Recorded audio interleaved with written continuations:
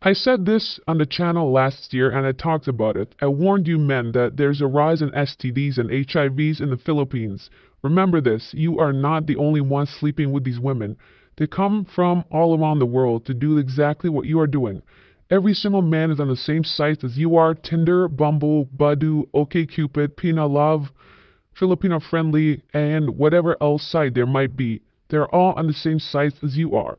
You are not the only man out there. You are not the only man they're seeing every day, every night, every week. These women sleep with other men. Imagine how many women you sleep with. Now multiply that by 10. As we all know, it is a lot easier for women to sleep with a man than it is for a man to sleep with a woman. In this video, I'll tell you 10 reasons why STDs are on a serious rise in the Philippines.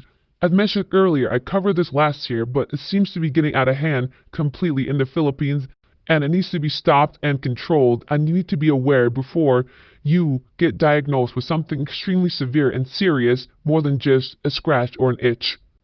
Did you know that in the past 10 years there has been a 411% increase in daily HIV incidences? That is unbelievable. If you sit down and actually do the math and the numbers, the chances of you catching STD and HIV are extremely high. And it can be very different, one STD from another. Sometimes you do not know until days, weeks, or even months after. Some of these diseases don't even go away, and they're becoming super strains where regular medication may not be enough. Here are 10 reasons why STDs are on the rise in the Philippines. Number 1, lack of sexual education. Inadequate or insufficient sexual education in schools leaves many young people uninformed about the risks of unprotected sex and the importance of safe sexual practices. This seems like an obvious one, but it has to be said.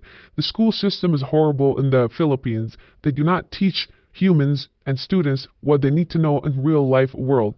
It's mainly just singing and doing TikTok dances, but never covering anything important. Number 2 is cultural stigma. Cultural and religious stigma around the discussion of sex health can prevent people from seeking information, testing, and treatment, leading to untreated infections. How many of these women do you think have something but don't actually go ahead and seek treatment for it? They can be walking around with all kinds of illnesses and bacterial infections and not even know. All they might think is a natural occurrence because they don't know any better, and they may not have the money to go treat themselves. That brings us to number 3, limited access to health care. In rural and underserved areas, access to healthcare facilities and STD testing is limited, which can delay diagnosis and treatment. Of course, the longer it's in your system, the worse it can become, and may be more difficult to cure. And when there's no facility to go to, you may not have any other options but to try to live with it. Number 4 is higher risk behaviors. A rise in high-risk sexual behavior, such as multiple sexual partners and inconsistent condom use, increases the likelihood of STD transmission. Think of it. How many of these people actually use protection? Very few, I tell you. Definitely not in the heat of the moment with these teenagers or people in the young 20s, and that can transmit into your life as well. If you are dating someone that's in the university, how many other men do you think are actually with her? A lot. Not to mention the acceptance of the rainbow community, increasing risk obviously when you have male-to-male partners. This all leads to increase in diseases in the past 10 years. Number 5, increased migration and urbanization. The movement of people from rural areas to cities for work or education often leads to changes in sexual behavior, including increased risk-taking. Imagine yourself coming from a province where there may be just a few local boys in your neighborhood, a few local men that you see regularly, to a place that is a metropolis full of different people, full of foreigners, full of exciting things, restaurants, bars, clubs, people inviting you all over the place, co-workers, parties, and every single opportunity that's presented to you obviously increases the chance of being active with someone sexually. This would mean that you increase your chances naturally, and this all multiplies and grows like a snowball. These are the risks you have to be aware of. Number 6, tourism and the trade. Of course, the Philippines is a popular destination for tourism of the mongerer, which contributes to the spread of STDs, especially in areas with thriving trades like Angeles City and others. Imagine All these men coming for the same purpose. Imagine all these men going into the same holes and doing the same thing as you are doing. Do you think they all use protection? Definitely not. They're all carrying something. So yeah, most of you may not care, but for the average Joe that tries to date some woman thinking that she's a virgin, which they all lie about, by the way, not to mention they have kids and other partners like boyfriends and husbands back home, this all increases the chances of you catching something. Number 7, drug use. The use of recreational drugs, particularly those at lower inhibitions like shabu, can lead to risky behavior and increase the spread of STDs. When you're not thinking clearly, you can do whatever, with whoever, with how many partners, all at once.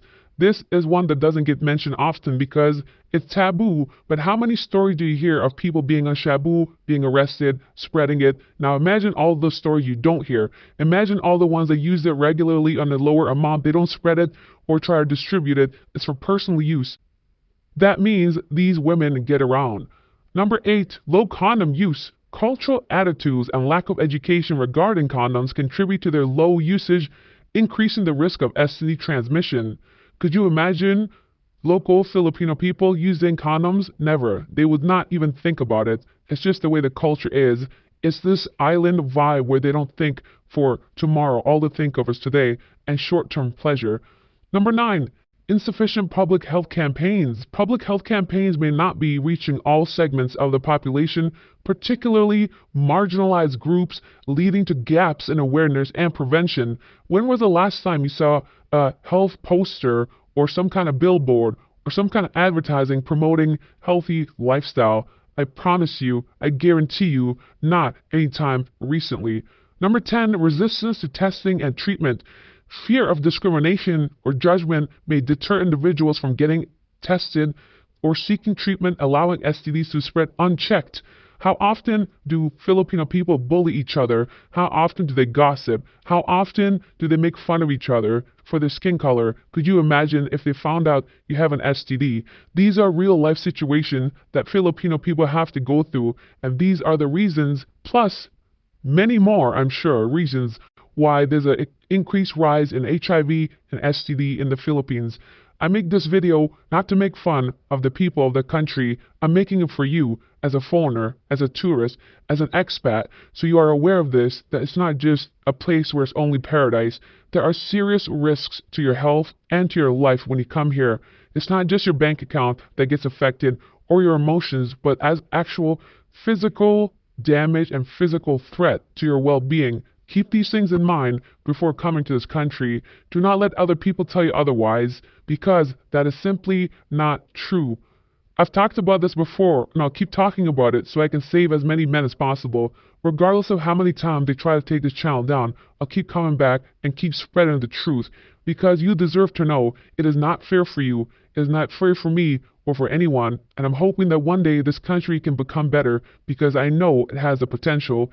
It is time to look at yesterday's best and worst comments regarding 10 reasons to date a Filipina. The best comment from yesterday comes from Andy, who said, "She loves you for who you are. Your wallet is part of who you are." Yes, of course, Filipinos love you as a person, and fortunately for them, your wallet is part of you as a person. The worst comment comes from Michael G4232, who says, "Salty, bro?" I responded and said, "I have a feeling you're the salty one since your channel didn't flourish." I said flourish because he has a YouTube channel with flowers that doesn't do so well. I think he's mad. Thanks for watching. God bless.